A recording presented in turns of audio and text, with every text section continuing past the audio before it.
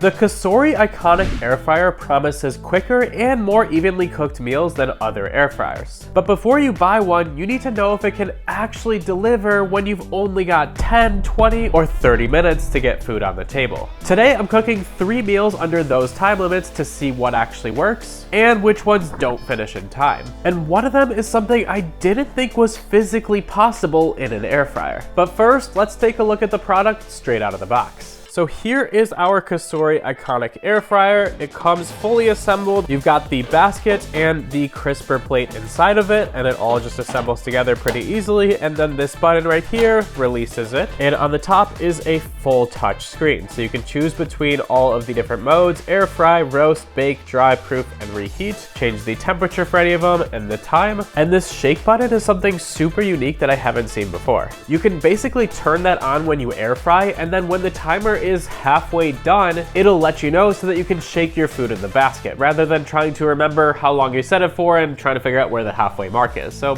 pretty helpful. The whole air fryer is also PFA free and has a non-stick ceramic coating. Aside from that, you can see this Wi-Fi logo on the top right there, and that's because the air fryer actually connects to a device and you can pull up recipes and send the recipes to the air fryer, all from this included app, which we'll get into. Now, to start off with our 10-minute meal, we're gonna make Mediterranean shrimp skewers, which you can see I've got pulled up in the app right here, and then you can either just look at the ingredients and directions yourself or click through these step by step and have it walk you through each of these steps of how to make it. And to start off, I'm gonna send the 4-minute preheat time to our air fryer so that by the time I prep the shrimp, it's ready for us. So let's send that. 450, 4 minutes, send the settings, and you can see it set it on the air fryer. And now let's get to preparing. And we're also starting this 10-minute timer so that we can keep it within the time limits. So to prepare the shrimp, I'm stirring about 2 tablespoons of olive oil, a bit of lemon zest, a bit of garlic powder, some parsley, oregano, a little bit of paprika, red pepper flakes, some salt, and some pepper. I'll give this a quick stir, and then I'm gonna take the sauce and just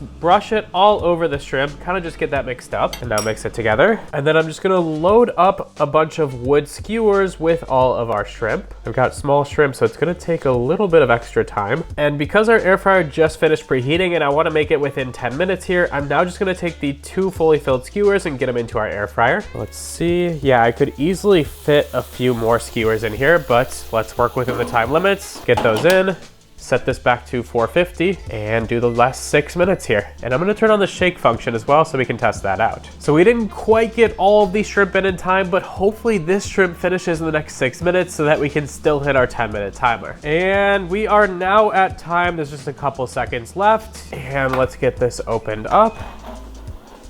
Okay, are those fully cooked? On the bottom, they're looking pretty good. And yeah, I think the shrimp is definitely fully cooked through. I'm just gonna give them one more quick dip in their sauce that I brushed them in before. And now, just over the 10-minute mark, let's do a taste test. They've crisped up quite a bit, and the flavor is definitely coming through. Overall, I'm pretty satisfied. I wish I was able to make all of the skewers in 10 minutes. I ran out of time in the prep, but if you had larger shrimp and you didn't have to put 6 on each skewer and make 4 skewers, you probably could have made it in the 10 minutes. So yeah, I'm gonna say shrimp skewers, definitely possible in 10 minutes with this air fryer.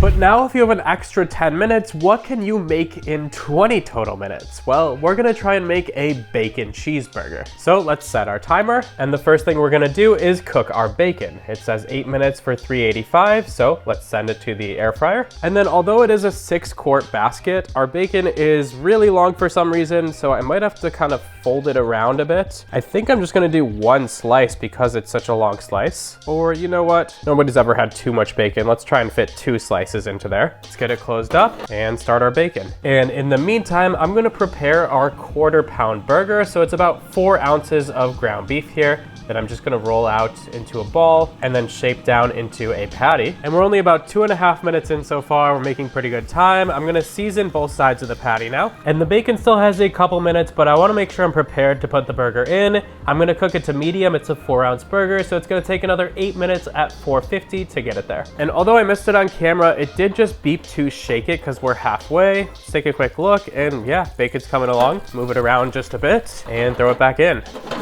Our bacon timer just finished. Let's take a look at that. And for me, it's a little bit overcooked, but I know that's how most people like their bacon. So yeah, it's looking pretty good. Let's get it out. And in goes our patty. Now I will say, I think I could probably fit one more patty into here and squeeze it. Or if you made the patties a little smaller, maybe you could squeeze 4 in, but it does take up a bit of the space. And we've got it set to 450 for 8 minutes. With the shake function once again, I'll flip it at that halfway point, and our burger is now cooking. And we're just past the 10-minute mark, so we're pretty much right on track. It just got past the 4-minute mark, and I went to flip over the burger, but actually it's entirely cooked at 4 minutes. Even checking the internal temperature, it's reading way too cooked already. I was expecting it to take another 4 minutes. So I guess maybe it really is the fastest cooking air fryer, although I'm using an app that connects right to it, so it shouldn't have overcooked that quickly. So I will finish assembling the burger right here by throwing some cheese on top, which I plan to do in the air fryer, our bacon, which is actually still pretty warm, and then I was gonna toast the bun as well, but since the burger is already fully done, I think it's time to just plate it up. And at 17 minutes, we already have an overcooked burger, I believe. Let's taste it though, just to see. Yeah, I mean, the bacon is great, the flavor of the burger is great, but for my liking, definitely overcooked. With that being said, our challenge of making a burger in 20 minutes was technically successful. In fact, it was more like 17 minutes, and that was with me being stunned at it being cooked and wasting 2 minutes trying to figure out why it overcooked so much. So you could probably make this burger in 14 minutes.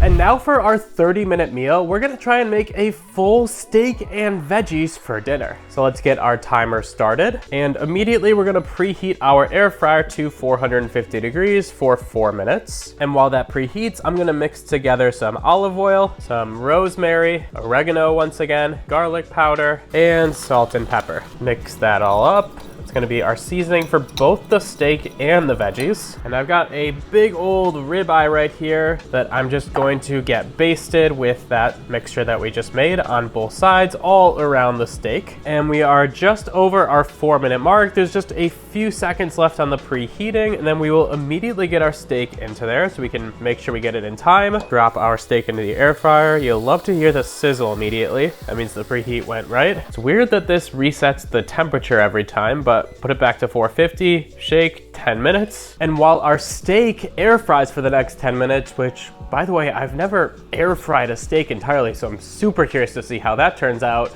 Let's prepare the veggies. So I'm gonna cut a red bell pepper first, get the stems off and take these seeds out of the middle. And then because I'm gonna be using a mandolin slicer, I'm basically just gonna cut this into chunks that'll work for our mandolin slicer. And then next up, I'm gonna prepare a red onion. I only need about a quarter of a red onion for this recipe, but I will just get it peeled and once again prepared for our mandolin slicer. And now everything just goes into here and dices up quickly, including the red onions. I'm just gonna throw them right on top.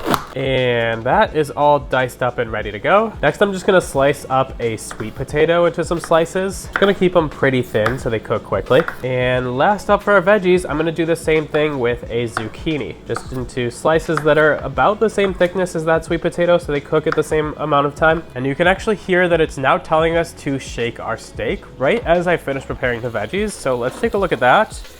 And whoa, look, we're getting some nice golden pieces to the steak on the top here. You love to see that because I wasn't sure how the crust was gonna turn out. But yeah, let's continue to render this and cook it for the last 5 minutes. And with that steak flipped, I'm now gonna do the same seasoning on all of the veggies here, just get a quick basting, and then they will wait out until the steak is ready. And I just did a quick check on the steak at the 8-minute mark now, and it looks fully cooked and the internal temperature is reading 135 plus in the thickest parts, so let's take it out. And we definitely got even more crispy edges while I was in here. Now I'm just gonna let this rest for the next 10 minutes. We are about 14 minutes in, so we are definitely making good time. And in the meantime, let's get all of our veggies into here, including our sweet potatoes and our zucchini. I'm gonna give it a quick shake to kind of even things out a bit and cook this now for 10 minutes at 450. And we are starting to cook from around the 16-minute mark, so hopefully at 26 minutes, everything is ready to plate. And our veggie timer is now finishing. Let's take a look at them. Everything seems to be cooking faster than expected, so did they? Well,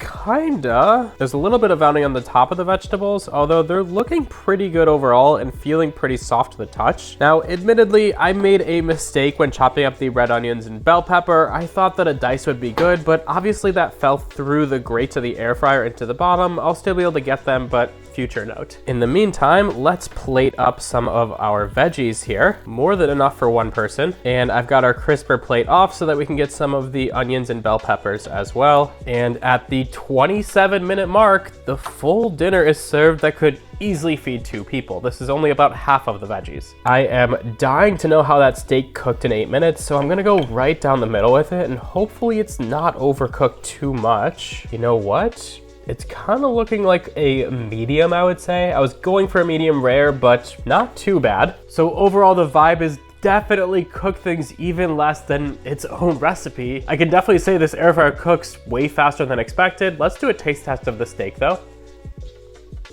Honestly, it's very average. Now, I didn't get the best cut of steak. It was just a choice ribeye, but it also definitely tastes a little bit too overcooked and doesn't really have the crust that I like to get when I'm grilling or searing a steak. The ends definitely look a bit more crispy, and that is where the fat is too, so I'm curious to see if it rendered.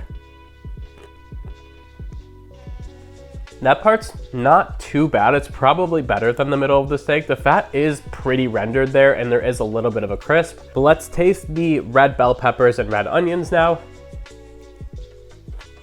Those have way more flavor than the steak. They have a little bit of a crunch. They're pretty soft. The sweet potato, a little bit more crunch to the sweet potato than I would love, but they're pretty good. And last up, our zucchini.